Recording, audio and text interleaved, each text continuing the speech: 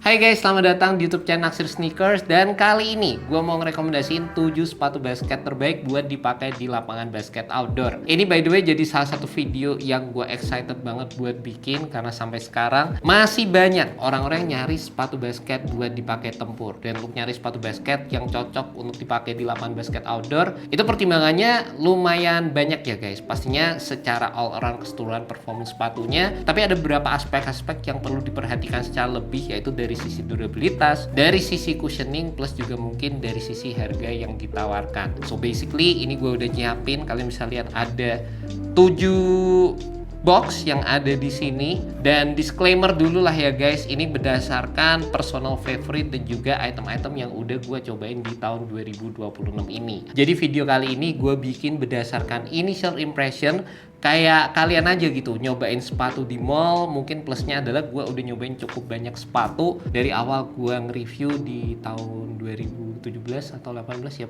pokoknya lumayan panjang lah guys. Dan gue juga pengen infoin juga kalian, untuk video kali ini nggak ada urutan ya guys, jadi mau urutan ke 7 sampai ke 1 ini gue bikin rata aja secara keseluruhan. So without further ado, langsung aja let's check it out and stay tuned.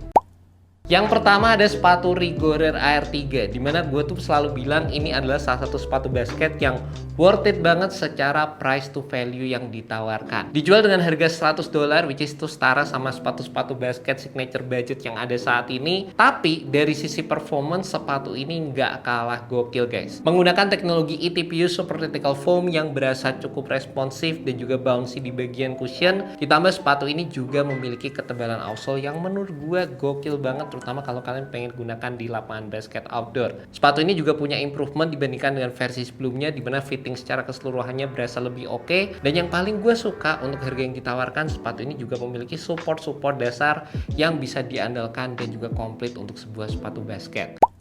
Selanjutnya ada Reebok Engine A, dan ini jadi salah satu sepatu basket yang bikin gue kaget juga ya, karena akhirnya dia rilis di Indonesia. Tapi yang paling utama, dia ternyata punya performance yang bisa bersaing gitu sama sepatu basket yang ada di luaran saat ini. Gue kira awalnya Reebok setelah vakum lama di ranah basket bakal bikin sepatu yang ya mungkin standar aja lah, yang penting oke, nggak yang gimana-gimana banget. Tapi ternyata mereka beneran all out loh waktu ngerilis sepatu ini. Nggak sia-sia nge-hire Shaq sama Allen Iverson sebagai presiden dan juga vice president untuk lini basketnya mereka. Ini sepatu sih menurut gue gokil banget gitu. Ada kesan retronya, tapi ada kesan futuristiknya juga. Dimana secara overall desainnya, DNA Reebok klasiknya tuh menurut gue ada banget. Tapi setelah gue cobain dari sisi implementasi teknologi yang ditawarkan, berasa modern dan sekali lagi nggak kalah sama sepatu basket zaman sekarang. Teknologi cushionnya menggunakan IRS yang udah diperbarui secara keseluruhan feel yang ditawarkan, dimana sepatu ini dapat memberikan sensasi bouncy, ada softnya, dan enak banget sih waktu dipakai dari sisi cushioningnya. Ditambah ini juga merupakan full length cushioning system, jadi cukup merata di bagian forefoot, di area heelnya juga sama-sama ngedapetin impact protection. Jadi secara keseluruhan ini jadi salah satu sepatu basket yang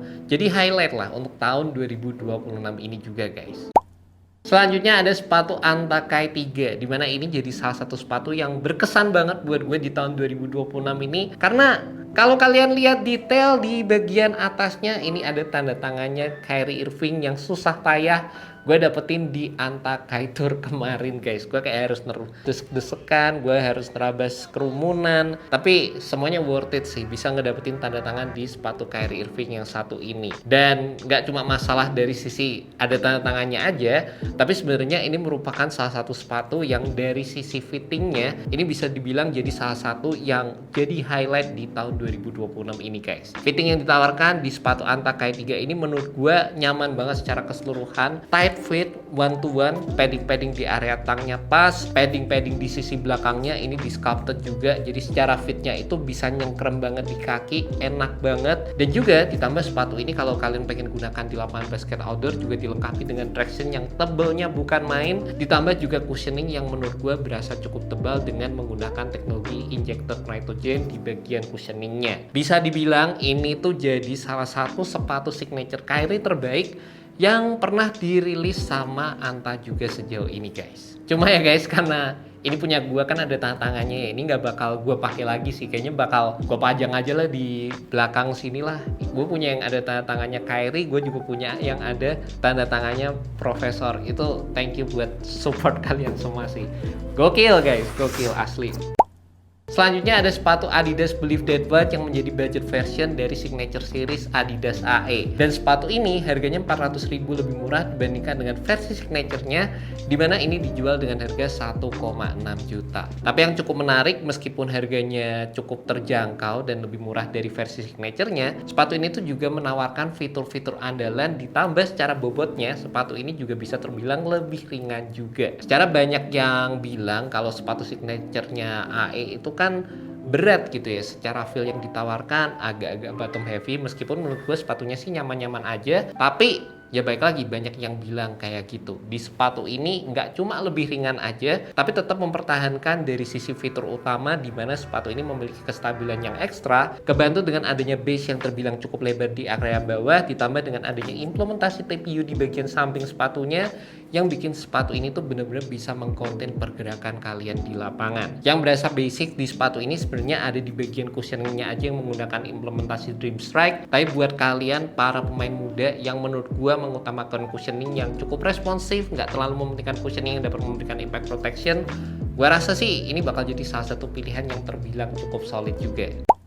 Lanjut lagi di list nomor 5 gue ada sepatu Big 3 4.0 Quick. Dan ini sepatu yang dari sisi warnanya nyenengin banget ya. Yang satu warna biru gini, yang satu warna pink, dan menurut gue sih ini bakal jadi salah satu sepatu basket yang ternyata gak cuma eye catching aja, tapi juga bisa perform, terutama kalau kalian pengen gunakan buat tempur di lapangan basket outdoor. Notabene sebenarnya ini merupakan salah satu sepatu basket yang dikhususkan buat pemain cepat. Makanya nama sepatunya ada embel-embel quicknya, dan sepatu ini memiliki support untuk mengkonten pergerakan kalian para pemain basket yang mengutamakan kecepatan di lapangan. Jadi secara implementasi teksnya dibuat cukup agresif, secara ketebalannya juga cukup diperhatikan. Ditambah yang gue suka, sepatu ini memiliki beberapa fitur seperti quick lock dan juga quick balance di bagian samping untuk memberikan containment ekstra, terutama saat melakukan gerakan lateral di lapangan. Dan yang paling penting dan yang menurut gue jadi salah satu highlight juga di sepatu ini, bagian belakangnya itu dibikin rounded, jadi berasa cukup smooth di area belakang, tapi di sisi depannya sepatu ini memiliki base yang lebar dan juga flat. Jadi saat ingin melakukan gerakan kayak pull up jumper, tiba-tiba pengen